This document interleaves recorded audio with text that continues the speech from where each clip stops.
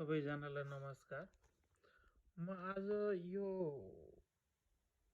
Gold silver को बारेमा अलिकति अनि यो डलर अमेरिकन डलर संसारभरि कसरी यस्तो पावरफुल भयो, किन संसारभरि डलर एक्सेप्टेड हुन्छ। जस्तै हाम्रो पैसा त्यही इन्डियाले लिँदैन तर डलर वर्ल्ड वाइड चल्छ। यो कहाँबाट किन कसरी सुरु भयो यसको बारेमा केही भन्न चाहदैछु। संसारमा सुरुमा मान्छेले सामूहिक रूपमा बसेर काम गर्दै खान्थे, थोरै थियो जनसङ्ख्या। मान्छेले त्यही आजभन्दा 12-13 हजार वर्ष अघिदेखि खेतीपाती गर्न सुरु गरेका हुन्। त्योभन्दा अगाडि समूहमा मिल्ने, बस्ने, जङ्गलमा बस्ने, शिकार खेल्ने, त्यसरी बाँडीचोडी खाने गर्थे। खासै त्यो थिएन। जब खेतीपाती गर्न थाले, सामानहरू बनाउन थाले, त्यसपछि सामानहरू सट्टापट्टा गर्न थाले मान्छेहरूले। त्यसरी त्यो वस्तु विनिमय प्रथा भनेर हामीले हिस्ट्रीमा पढिन्छ। त्यो इकोनोमिक्स पढ्नेले जसले पनि थाहा पाएको हुन्छ त्यो कुरो। त्यो बिस्तारै वस्तु विनिमयमा विभिन्न किसिमका व्यवधान आउँदा बिचमा अब एउटा कुनै वस्तु राख्ने, जस्तै त्यतिखेर सिपी अनि विशेष किसिमका ती समुद्र किनारमा पाइने ती शङ्ख, ती अनेक किसिमका त्यसलाई चाहिँ त्यो कौडी सेल पनि भन्छ, त्यस्ता किसिमका सामानहरू राख्ने, बिचमा जस्तै जनावरहरूको सिङ, छाला अनि त्यो पाथी अथवा त्यो लिटरले नापेर जौँ, गहुँ यस्ता अनेकौँ छन्। यो कुरा चाहिँ यो Yuval Nobel Harari historian doctor हुन्, उनको किताब मनी भन्ने छ, त्यहाँ पढियो। त्यो किताब पढियो भने त्यो मनीको हिस्ट्री सम्बन्धी उनले राम्रोसँग लेखेका छन्। त्योबाट धेरै कुरा थाहा हुन्छ मनी के हो भनेर। जस्तै एउटा रोचक कुरा के छ भने सुन त खास मान्छेले आजभन्दा 40,000 वर्ष अगाडि पत्ता लागेको, तर त्यही सुन पनि कुनै ठाउँमा मान्छेहरूले प्रयोग गर्ने, कुनै ठाउँमा चाहिँ त्यो सुन भनेकै थाहा हुँदो रहेछ। जस्तै त्यो मेक्सिकोमा यता उबाट गएछन् आक्रमण गर्न, युरोपतिर आक्रमण गर्न गएछन्, अनि त्यहाँ पहेँलो धातु देखेर यता युरोपबाट गएका मान्छे त्यो पहेँलो धातु सङ्कलन गर्न जाँदा रहेछन्। त्यहाँका मान्छेले यो पहेँलो धातुको के महत्त्व छ, किन यिनीहरूले यसो गरेछन् पहेँलो धातुलाई भनेर सोध्दा रहेछन्। होइन, उनीहरूलाई त सुनको मतलबै छैन। यताबाट गएकालाई चाहिँ अब यता त युरोपतिर सुन एकदम व्यापक महँगो भइसक्यो, चल्ने, तर मेक्सिकोमा थाहै रहन्छ। अनि त्यो मेक्सिकनहरूले किन तिमीहरूले यसो गरेछौ भनेर सोद्धा हामीलाई यो हार्टको प्रब्लम छ, यो हार्टको उपचार हुन्छ यसले भनेर झुट बोलिदिँदो रहेछन्। अनि त्यहाँबाट सबै सुन ल्याएर यतातिर बेच्ने, त्यस्तो पनि गर्दो रहेछन्। अनि त्यही सुन पनि कोही ठाउँ धेरै भ्यालुको हुने। जस्तै इन्डियामा त्यो काउरी त्यही सेलहरू, काउरी सेलहरू अलि इम्पोर्टेन्ट, तर त्यही सुन नन इम्पोर्टेन्ट हुँदा यताका मान्छे गएर त्यहाँ गएर सुन ल्याएर अनि यता महँगा बेच्ने, त्यस्तो खेल पनि चल्दो रहेछ। अनि बिस्तारै बिस्तारै संसारमा ती अरू चिजहरू, ठुल्ठुला मेटलहरू बिस्तारै हराउँदै गए। अनि यही सुन र सिल्भर प्रचलनमा आयो। अनि यिनैका सिक्का बने, त्यसमा तामाको पनि सिक्का बन्थ्यो। यसरी स्टेटले, गभर्मेन्टले सिक्का जारी गरेर कारोबार गर्थे। अब यो सिक्का जारी गर्दा कस्तो हुन्छ भने एउटा देशमा अब जस्तै सिक्का जारी गर्यो अनि अर्को देशले त्यो सिक्का स्वीकार्दिन्न भनेपछि त त्यहाँ समस्या भयो। त्यो तामाको सिक्का अरू खाले सिक्का नस्वीकार्दिने, तर यो गोल्ड र सिल्भरको जताततै स्वीकार्ने हुनाले यो वर्ल्ड वाइड मनी चाहिँ गोल्ड र सिल्भर भयो। यो संसारभरि चल्यो। इन्टरनेसनल व्यापारमा पहिल्यैदेखि गोल्ड र सिल्भर युज भयो। अब पछि विकसित हुँदै गयो, ठुलो ठुलो व्यापार भयो, इन्टरनेसनलमा ठुलो व्यापार भयो। अब सुन पनि धेरै मात्रामा यता र उता ओसार प्रसार गर्न समस्या भयो। अब यो समस्यालाई सल्टाउन विश्वका 40वटा देशहरू, 44वटा देशहरूका 770 प्रतिनिधिहरू बसेर अमेरिकामा बसेर यो वर्ल्ड ब्याङ्क र आइएमएफको प्लानमा उनीहरूले चाहिँ एउटा ब्रिटन वुड्स सिस्टम एग्रिमेन्ट गरे। त्यसमा के एग्रिमेन्ट गरे भने अब यो गोल्ड र सिल्भर यता र उता नगरौँ। अनि त्यतिखेर संसारको 2/3 गोल्ड चाहिँ युएसएसँग थियो। अब 2/3 गोल्ड युएसएसँग छ। अब यो गोल्डको आधारमा डलर छापौँ र यही डलरलाई चाहिँ सबैले स्वीकारौँ भनेर त्यतिखेर एग्रिमेन्ट भयो। अनि संसारको सबै पैसा डलरसँग टाई अफ हुने भयो। यो युएसए डलर चाहिँ गोल्डसँग टाई अफ भयो। अनि संसारको अरू पैसा चाहिँ डलरसँग टाई अफ भयो। भनेपछि अब गोल्डको ओसार पसार गर्न परेन। भनेपछि त्यही डलर संसारले त्यही डलर स्वीकारे भयो। भनेपछि त्यसरी डलर त्यहाँबाट पावरफुल भएको। अनि त्यो एग्रिमेन्ट चल्यो। त्यसरी चाहिँ अब हरेक देशले आफ्नो देशभित्र आफ्नो पैसा छाप्छ। त्यो आफ्नो पैसा जुनसुकै बेला पनि बढी छाप्यो भने इन्फ्लेसन भएर काम नलाग्ने हुनसक्छ होइन।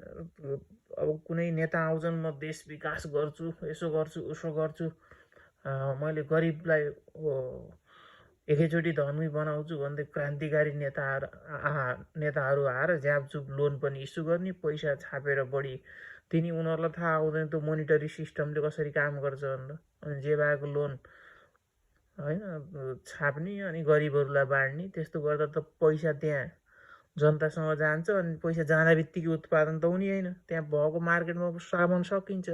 अनि त्यो सामान सकिएपछि डिमान्ड बढ्दा बित्तिकै व्यापारीले त ल यही बेला मान्छेले किन्न थाल्यो, यही हो कमाउने मौका भनेर फेरि मूल्य बढाइहाल्छन्। अनि मूल्य बढाएपछि महँगी हुन्छ। महँगी भएपछि अब इकोनोमी धेरै बेर चल्दैन। महँगी भएपछि जुन देशमा हो जस्तै नेपालमा महँगी बढ्दा बित्तिकै इन्डियाबाट र बङ्गलादेशबाट चाइनाबाट सटसुट्ट त्यहाँ त व्यापारीले सामान ल्याउँछन्। अब नेपालका मान्छेले नेपाली कम्पनीमा काम गरेर अनि सामान चाहिँ इन्डियातिरबाट आएको किन्न थालेपछि त त्यहाँ नेपालका उद्योग धन्दा सबै बन्द भयो।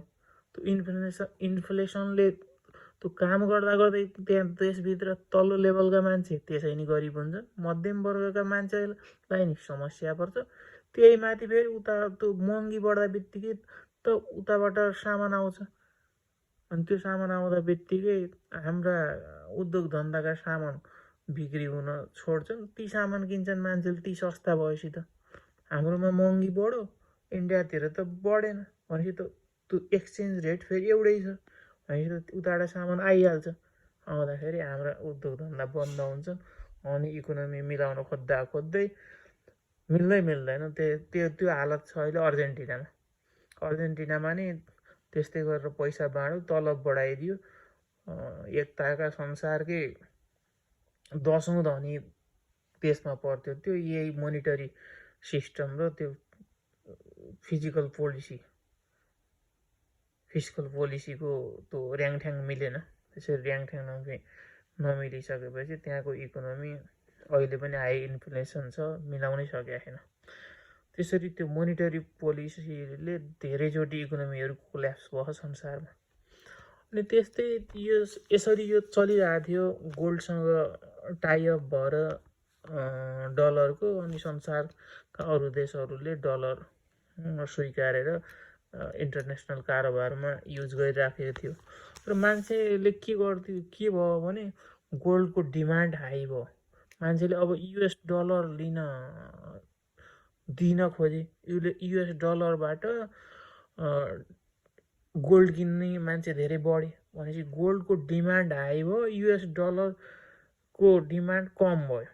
जसले गर्दा त्यो युएस डलरको भ्यालु कम भयो। भ्यालु कुनै पनि पैसाको भ्यालु कम हुने भनेको इन्फ्लेसन हुने हो। पैसाको भ्यालु कम हुने भनेको अब सामान किन्न सक्ने त्यसको क्षमता पावर घट्ने हो। अनि त्यो अमेरिकामा क्राइसिस भयो।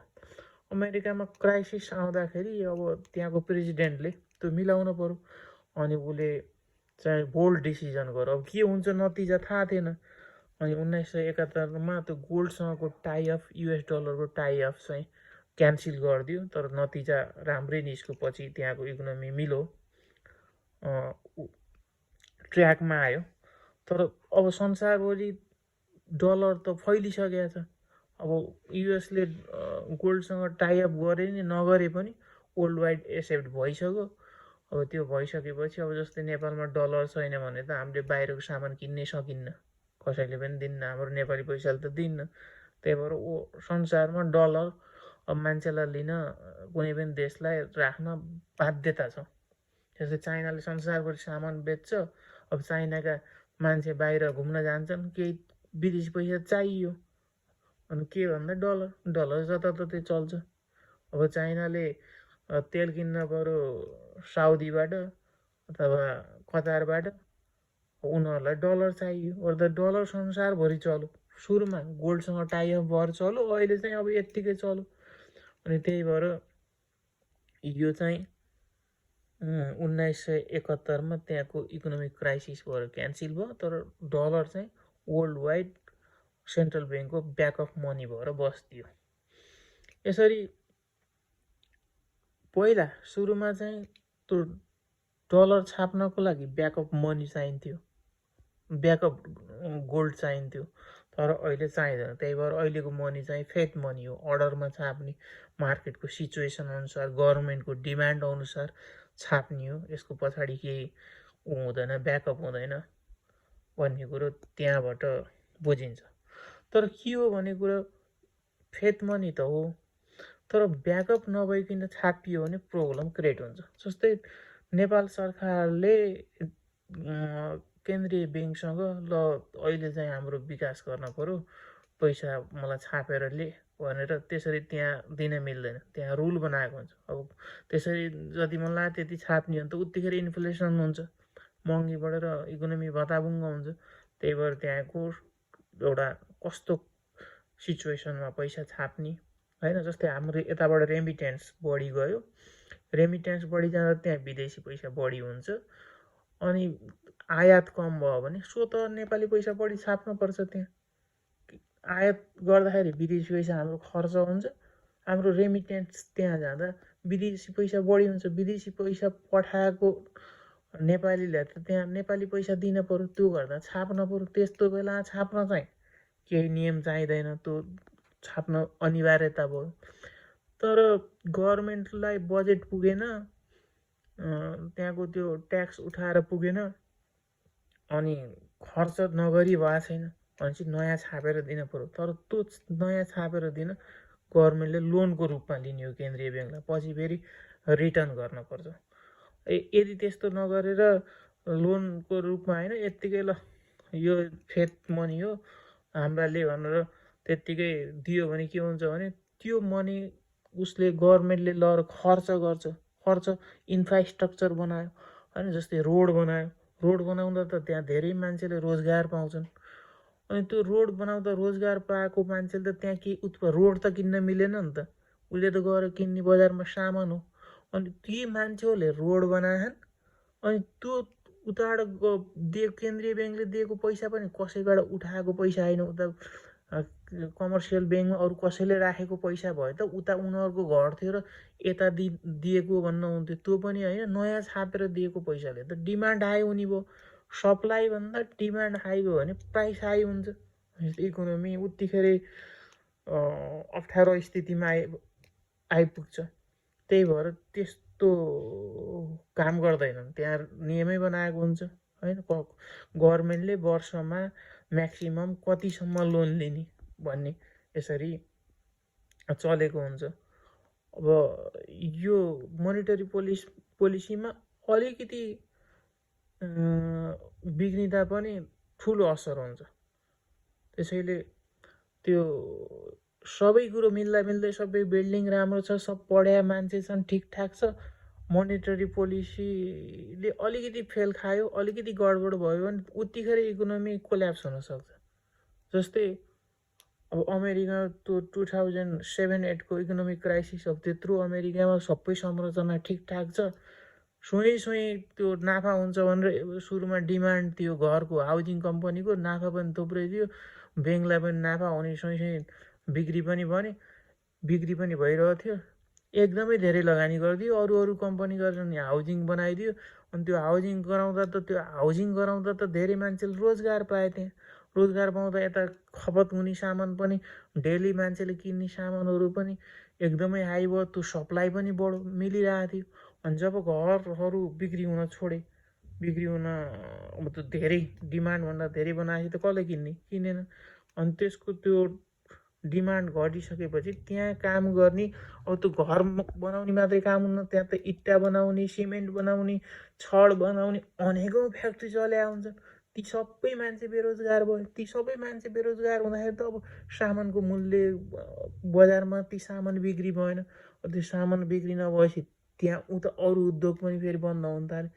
गर्दाखेरि त्यो हाउसिङ बिग्रिने भएपछि तिनीहरूले लोन फिर्ता गर्न नि सकेन, उता ब्याङ्क पनि कोल्याप्स भयो, उत्तिखेर उता अरू सामान बनाउने कम्पनीहरू पनि कोल्याप्स भयो।